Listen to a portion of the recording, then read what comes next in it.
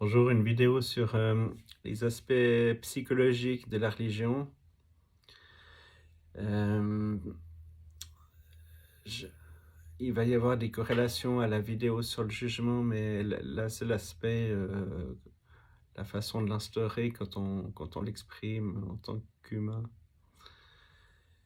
Je vais commencer par un bout, il y a plusieurs points, mais je prends un bout un petit peu.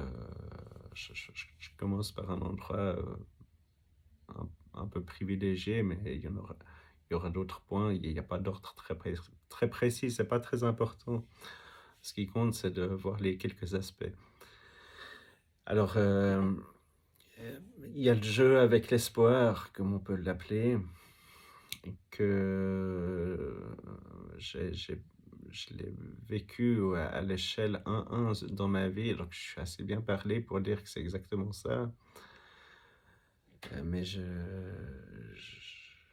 donc dans la religion, les évangéliques qui sont à la mode, ils disent le salut, il doit être lointain pour être accepté, mais en quel honneur.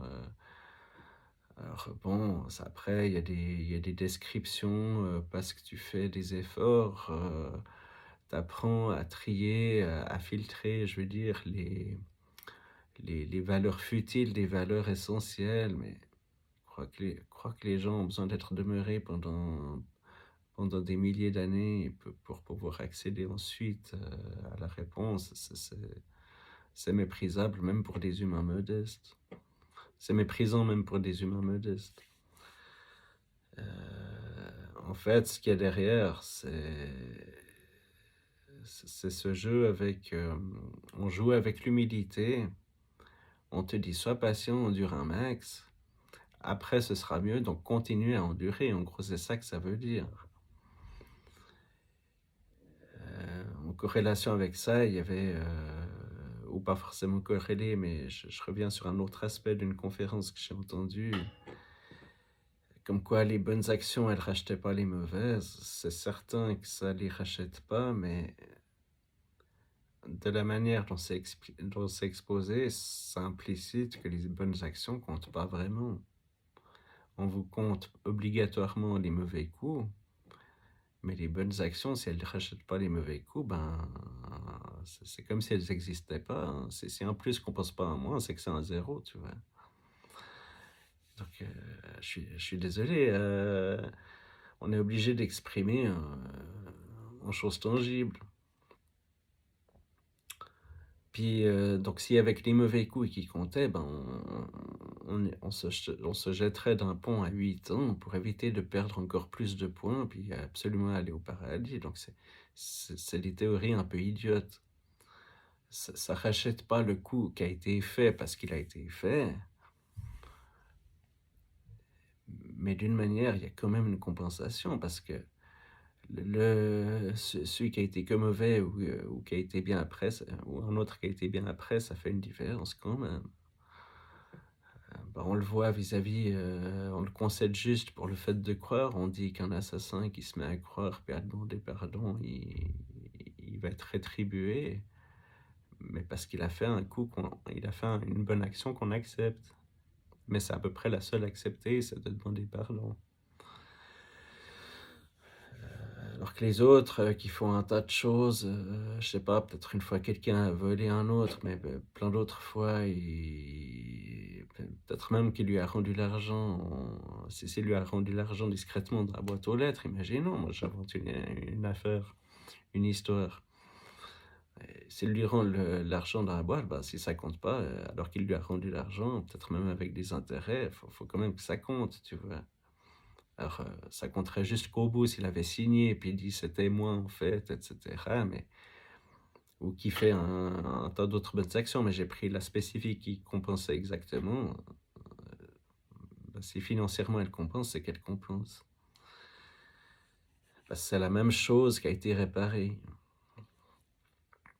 Donc si toi, en tant qu'évangélique, tu dis ça compte pas, c'est incohérent. Mais ça veut pas dire qu'il faut faire des mauvais coups puis se racheter quand on veut, alors que la personne, elle a été dans la galère. Bien sûr, c'est idiot, c'est dégueulasse d'avoir des comportements comme ça.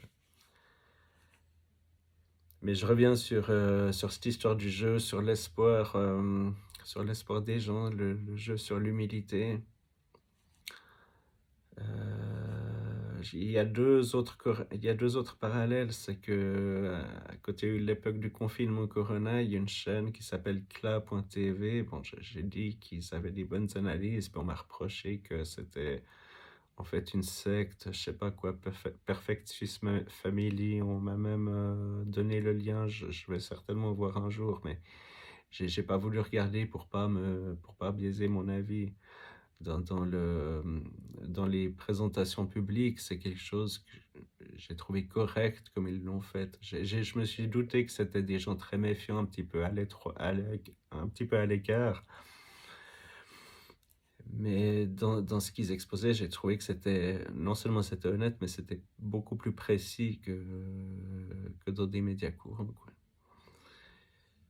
Et puis ils exposaient qu'effectivement, dans la psychologie du XXe siècle, parce qu'on sait très bien, Freud, c'est quoi, un peu avant XXe siècle, fin du XIXe, un truc comme ça. Après, il y a encore eu Jung. Freud, il était un petit peu fixé sur la sexualité, ça c'était très basique. Et puis après, il y a eu Jung qui a fait beaucoup mieux et beaucoup plus varié. Puis après, il y a même eu des stratégies avec ça, hein, des analystes de la psychologie, des chercheurs de psychologie qui ont même conseillé des dictatures à l'opposé de leur profession de foi. Puis en fait, sur fond d'expérience un petit peu pavlovienne, ils avaient vu qu'on pouvait réduire des hommes très intelligents, très volontaires, des officiers qui avaient fait des études, tout ce que vous voulez. On pouvait les réduire à l'état d'animal ou de chien, qu'à chaque fois qu'on déclenche le même... parce que dans Pavlov, c'est un stimuli, on fait sonner une sonnette en même temps qu'on apporte la nourriture, puis à force de répéter, ben, au bout d'un moment, on met que la sonnette, puis le chien, il bave quand même, alors qu'il n'y a pas encore la nourriture. Ça, c'est l'expérience historique telle qu'elle. Puis dans la psychologie appliquée, on en a fait des dérivations jusqu'à des mauvaises stratégies, enfin jusqu'à des stratégies pernicieuses pour manipuler pour effondrer des gens très durs. Voilà, et puis ce jeu avec l'espoir, c'est un enrichissement de ce genre de filouterie qui a été réalisé pour des dictatures. Et puis, bah, je pourrais dire, ces journalistes, je les connais pas, ils inventent ce qu'ils veulent, mais moi, dans ma vie, je l'ai vu parce que j'ai une belle-mère, elle venait d'une Tchéquie pauvre, mais une fois qu'elle a été mariée à mon père, puis qu'elle a obtenu son diplôme de Suissesse, c'est une personne favorisée qui se faisait payer des garde-robes à 15 unités, 3000 balles l'unité. Moi, j'ai vu ça, ma mère qui avait contribué à rénover la maison, elle n'avait jamais eu ça, alors qu'elle travaillait pour mon père, presque gratuitement. Enfin, c'est abject d'accueillir une personne qui apporte rien, qui est même pas formée initialement. Elle peut rien faire, puis on la traite comme une impératrice, mais elle bouffait le fric de mon père, puis une fois qu'elle a été mariée, elle a découvert un autre visage. Ben, non seulement elle lui pompait tout le fric, mais ça, à la limite, on pouvait faire semblant de ne pas voir. Mais elle a tout fait pour nous éliminer, ma sœur et moi. Elle s'arrangeait qu'on ne voit plus notre père, etc. Mais pour un fonctionnement simplement animal, de si l'autre a pas, tu vois. Dans une humanité, on se dit que c'est hyper brutal. Moi, je vois plus mon père, tu vois. Et puis en fait, c'est de l'animalité de base. Puis sur cette histoire, ben, notre père, il nous a dit, parce qu'après on a commencé à avoir des demi-frères et sœurs, puis il nous a dit, vous pouvez pas les voir parce que l'autre folle les veut pas, mais quand ils seront majeurs, vous les verrez. Puis là, tout à coup, la plus jeune, elle est majeure, on la voit pas. Puis un jour, elle aura son papier de machin chouette dans une école pays grands frais, parce qu'ils peuvent réussir que des écoles pays grands frais bien encadrées, parce qu'ils sont pas très subtils. Et puis, vous allez voir qu'une fois qu'il aura fini d'être à la maison, ben, on la verra quand même pas. Donc pendant des années, notre père nous a dit, vous pouvez pas les voir, mais vous les verrez. Donc pendant des années, c'était une manière, à la limite, le fait de revoir les demi-frères et sœurs, on s'en fiche, c'est pas nous, c'est pas mes vraies sœurs, etc. Mais c'est une manière de dire, il y aura un truc chouette, ça va être une réunion sympa. Alors, endurez les années de merde. Pendant ce temps-là, le sujet, c'était même pas vraiment les demi-frères et sœurs. Le sujet, c'était de nous emmerder pendant 10 ans. Et puis la religion, enfin, certaines formes de discours religieux, pas toutes, mais de prétendre que le salut de Dieu, il est forcément très loin, puis qu'il demande un chemin pénible. Si vous faites, là je parle d'autre chose, si vous faites ce que vous devez, que c'est accepter, vous vous en sortez de la vie, ben des fois vous êtes stressé, vous rentrez fatigué, mais si vous vous sentez bien d'avoir fait ce que vous avez dû, c'est pas toujours facile. Des fois, on est triste, alors on a besoin de certaines choses, mais il faut se méfier parce que si vous êtes bien comme vous êtes, j'ai envie de dire, le salut, il est déjà là. Le salut, il arrive du vivant, du fait de croire. Alors, ça, c'est quand même fondamental d'espérer qu'on existe pour toujours, parce que si on s'excite comme des dingues pour disparaître, c'est une vision idiote de l'existence. Il faut quand même avoir le principe qu'on est des âmes indestructibles. J'estime que c'est basique pour trouver un sens aux choses. Mais en dehors de ça, prétendre que c'est forcément un espoir qui arrivera à nos arrière, etc., petits-enfants, c'est une manière de nous maintenir dans une soumission parce que, comme je dis, une fois que vous connaissez votre place, le salut, il est immédiat. Certains parleraient plutôt de grâce pour le mot, mais c'est le salut qui vient. Faire croire que c'est forcément fastidieux, que c'est forcément dans des millions d'années ou des milliers d'années, c'est que les gens espèrent un gain, puis qu'on leur dit que c'est que dans très longtemps pour qu'ils restent fragiles. Voilà un petit peu le topo. Puis comme je l'ai dit, entre le parallèle avec le corona et puis moi dans ma vie, c'est triplement confirmé que c'est pour maintenir les gens manipulés. Mais manipuler, c'est un mot général. On peut manipuler en bien quelque part dans certaines, dans des pédagogies. On dit à un élève, on fait réaliser à un élève ses qualités, c'est une forme de manipulation, mais positive. Là, c'est pas juste de la manipulation, c'est maintenir les gens fragiles. Après, vous allez dire pourquoi, mais parce que tous ces théologiens qui balancent des jolies vertus, tant qu'ils sont entretenus à parler, ils gagnent leur argent facilement, tu vois. Mais il y avait cet ami qui faisait un discours religieux sur les guerres. Puis il a fait une sorte de liste qui était soi-disant la révélation de la Bible, qui avait tout listé. Alors un coup, c'était pour la guerre, c'était pour choper des ressources. Un coup, c'était pour protéger un ego. Mais enfin, tout ça, c'est des histoires d'ego. Je veux avoir raison ou je veux l'emporter sans faire de concessions. Puis des fois, c'est à l'échelle individuelle. Puis quand c'est un leader à la tête d'un pays, c'est à l'échelle territoriale. Mais il n'y a pas de vraie différence. Mais ça ne veut pas dire qu'il n'y a que ça. Ça, c'est ce que la Bible a trouvé. Mais dans les guerres, il y a des différences de vision aussi. Ce n'est pas que les ressources qui sont là.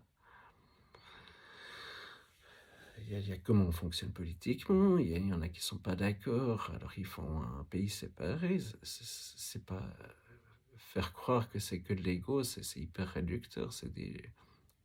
c'est annoncé comme une révélation, une richesse biblique qui a déjà toutes les réponses, mais quand on détaille ce qui se passe, parce que moi aussi je peux faire des listes, alors il y a des différences de vision, de fonctionnement politique, c'est pas juste un truc tangible que l'autre a et que j'ai pas quand même, on n'est pas aussi idiot que ça. Des fois, c'est des fonctionnements plus subtils.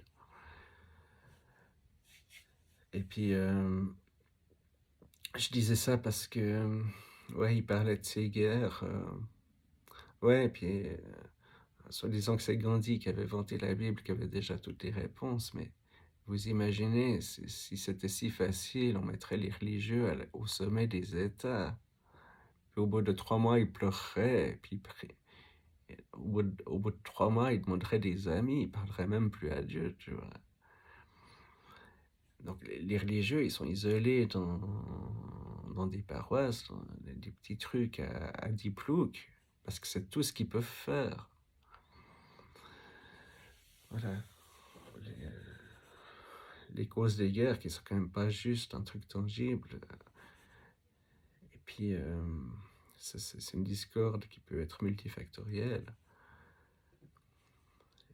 Mais au fond, que ce soit sur ce point des guerres-là, ou ce que je disais avant, le jeu avec l'humilité, c'est que ces gens qui ont des petites mœurs faciles, les raconter, ça leur permet d'être entretenus au titre d'un employé complet, tu vois. Juste en disant ce qui est bien pour les autres, alors qu'ils ont aucune idée, tu vois. Puis un troisième volet, à part le jeu avec l'humilité, les guerres, un troisième que je veux développer, c'est en fait que ce qu'on attribue à Dieu comme une décision de paradis ou d'enfer, ces imbécilités à seulement 2 issues, c'est un transfert de ce que l'homme, enfin pas l'homme, c'est un transfert de ce que ces religieux interdisent à l'homme, c'est-à-dire de gagner ou de perdre. On devrait vivre dans une sorte d'harmonie sans jamais de litige, mais si on n'a pas, mais si l'individu il n'a pas l'étiquette voulue, ben Dieu il peut le mettre en enfer. Donc en fait on dote Dieu de la mesquinerie qu'on s'interdit, tu vois. Dieu, il a pas juste deux portes. On voit comment est le monde. Vous voyez les couleurs qu'il y a autour de vous. C'est pas juste blanc ou noir. C'est pas bleu ou, ou rouge. Vous voyez très bien qu'il y a des nuances autour de vous. Et il y a de quoi s'attendre à ce que Dieu ait un tas de nuances dans les issues possibles. Ces issues, comme quoi il y a le juste et le mauvais, c'est des discours d'imbéciles qu'en fait on fait ils sont dans un refoulement quand vous acceptez pas quelque chose. Alors pendant quelque temps, vous le cachez, vous l'oubliez dans une basse, dans votre subconscient. Puis un jour, ça devient immense, ça éclate au grand jour. Et c'est exactement ce qui se passe avec Dieu. On autorise à Dieu des choses qu'on n'ose pas approuver chez l'humain. De condamner des gens, de les favoriser, etc. Alors ce qui était initialement un truc d'échelle personnelle, tout à coup ça devient une échelle mondiale, parce qu'on a fait un transfert d'un truc qu'on s'interdisait vers Dieu Tout-Puissant. Donc ça devient encore pire que ce qu'on avait analysé au début. Voilà.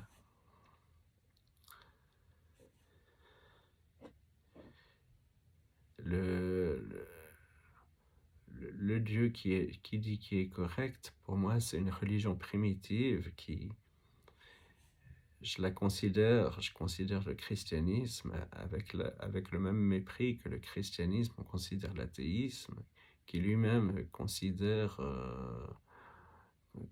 les brutes de la savane avec le même mépris. C'est à chaque fois un degré de plus.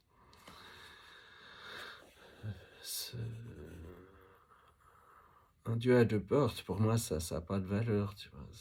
Si vraiment j'ai affaire à ça, je me dirais, pourquoi on a fait un monde si compliqué alors qu'en fait, c'était binaire, tu vois? Ce serait un petit peu étonnant, quoi. Bonne journée.